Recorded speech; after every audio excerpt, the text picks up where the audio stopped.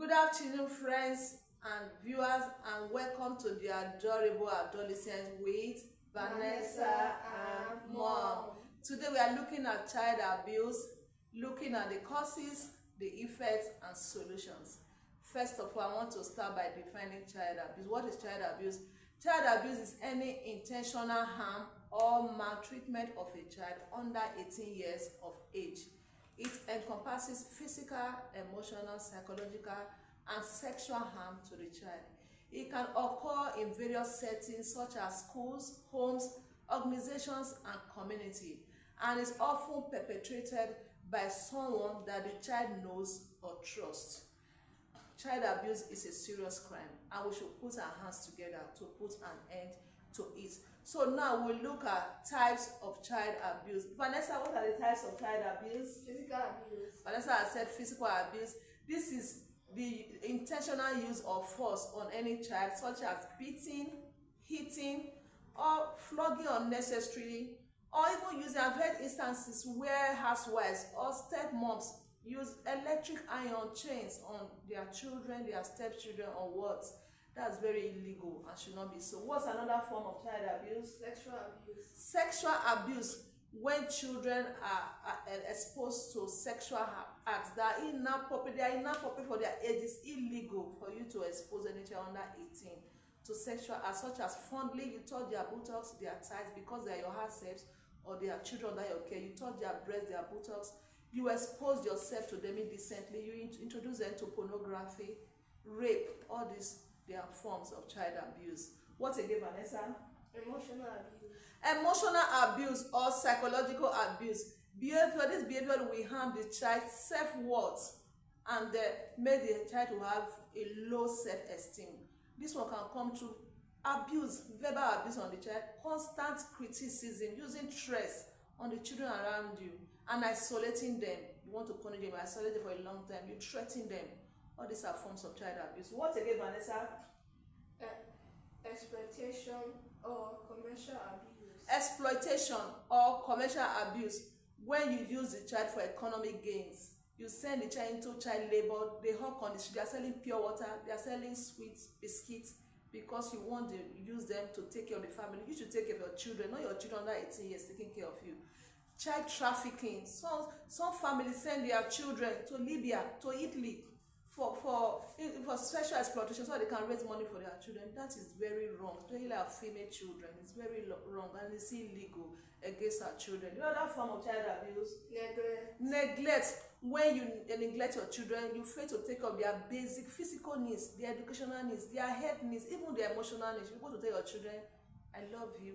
Don't wait for people outside to tell them. Hug them, tell them you appreciate them. They are precious gift from God to you. If you don't do this, people will do the outside, and before you know, your children will be withdrawn from you, withdrawn from their parents and their guidance. Right now, we look at the causes of child abuse. The first one is parental factors. Parents that are into substance abuse, parents that take hard drugs, or parents that take alcohol. They take alcohol and they become useless. They can abuse their children even sexually under the influence of alcohol and hard drugs. Parents that have untreated mental health issues, such as anxiety or depression, they can neglect their children or abuse their children. History of abuse. Parents or adults that have been abused while they were children, they can go on to abuse their children. And then stress and lack of support. Parents, like single parents that lack support, they are under stress. They can transfer the stress to their children. Also, we have environmental factors. Poverty. The country is suffering right now. So much poverty in the lands. So because of that, parents or guardians can send their children on their walks to the street to go and hawk, or into child labor, into trafficking, just to raise money for a family. Violent communities that condone violence, they will have high rate of aggressive behavior, and children in that community will suffer for it. When there is lack of community resources, when there is no free access to education, no access to healthcare, no access to other needs, children are just roaming about the streets. They can't gain access to anything. They are sick. They can't afford healthcare and all that. They cannot go to school. They join court activities. They form gangs on the streets, and they become useless to the society. Another cause of child abuse is cultural and societal effects, such as societal norms. Societal norms that condones physical punishments Then we have children that are punished illegally, children that be beaten every now and then, and we just look and say they are not my children, but we boomerang one day. And looking at Nigeria now, where there is high rate of corruption, it has become a norm in Nigeria. Corruption, it's been accepted. So if we continue to do that, the whole society will suffer for it. Gender roles, where we have rigid gender roles, we encourage our boys and our male children to go to school, and we say our female children should go and learn trade or learn other things, no access to education. We send them into prostitution. We encourage things like that. It's not right. It's not right for our children. Males and females should have equal access to education. It's their right. So now we will look at effects of child abuse. What are the effects of child abuse? Physical effect. Physical effects. Children that are abused can come down with bruises, can come down with fractures. They can come down with other physical injury. We see them. Maybe you're a teacher in primary secondary school. You see children that come with all these bruises and all that. You should ask them what is happening at home. So they can come down with bruises that will cause chronic pain. They are always in pain all the days of their lives. They can come down with heart problem, heart disorder, obesity, and other medical conditions. And then you have children, they fear of going home. They go to school, they are happy in school, but when it's time to go home, they are sad because there's one uncle or one aunt or their parents, stepmother is abusing them, maybe sexually or through physical assault, and they are afraid to be around certain individuals. When you have children, your children, they are afraid to go to school or they are afraid to stay around one particular uncle or auntie, please don't drive your children away. Don't say they are away. See them down, ask them what is happening in your school. Is there any teacher that's abusing you? Is there any uncle or somebody I know that's abusing you? That's very important. Another effect of child abuse, psychological abuse, psychological effects. Some children can go down, they have anxiety, they have depression, and they have low self-esteem when they are abused psychologically or emotionally. And then they become aggressive. With time, they become aggressive and they can take into substance abuse, hard drugs themselves because of what they have gone through. And it's been known that children that are abused, they have delayed cognitive and language development. They can't do well because of what they have gone through. Another effect of child abuse. Social effect. Social effect is another form of child abuse. Children that have been abused, especially female children that have been abused, they have relationship difficulties. They have problems going to marriage, and when they do, they can't sustain it. They can't prolong their relationship, and they are withdrawn from the society, from their friends, and they look unkept. Children that are abused, they look unkept because they don't have any reason to even go on to be happy. They don't have any reason to take care of themselves. They just look unkept, and there's lack of attachment to their parents and caregiver. Another effect of child abuse. Educational effect. Educational effect. There's poor performance among children and learning difficulty among children that are abused, and also school absenteeism. People that abuse children, you see some children, they don't go to school 5 days a week to go to school. They can only go 2 or 3 times. Their parents or their step parents or their guardians will let them go to school. So because of all that, they will not do well at school.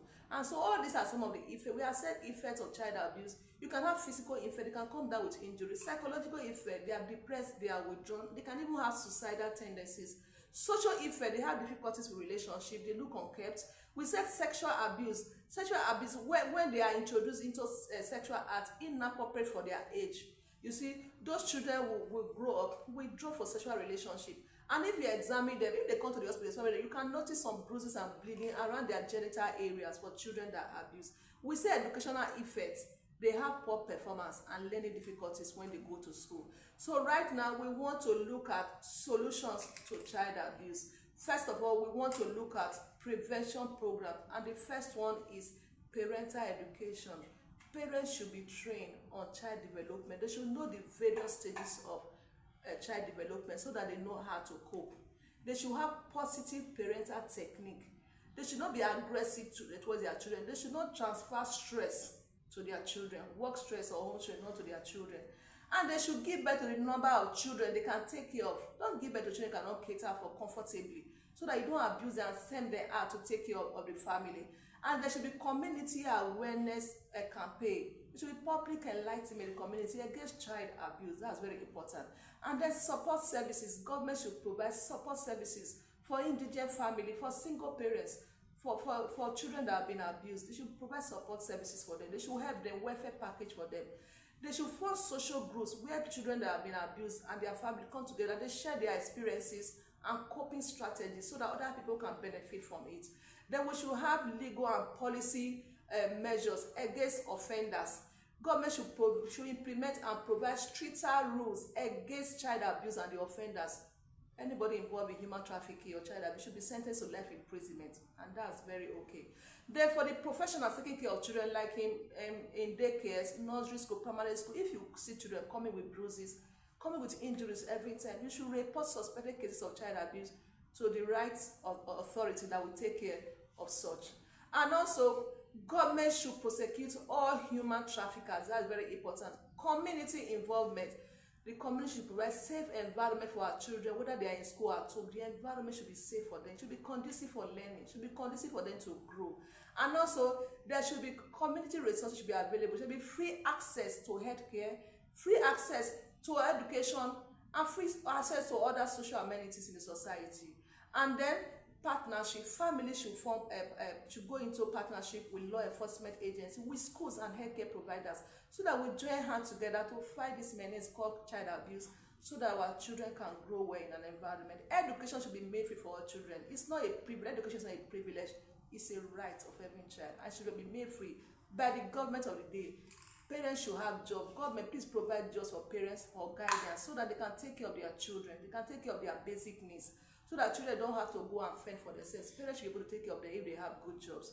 So, in conclusion, I want everyone to know that child abuse is a serious crime, and we should do something about it. Don't say, "Oh, the child has been abused; it's not my child," because the day that child goes into prostitution or armed robbery or becomes a kidnapper, who knows who they are going to kidnap? Who knows they are going to rob? It will boomerang on society and every one of us. So we should learn to be our brother's keepers. It's very important.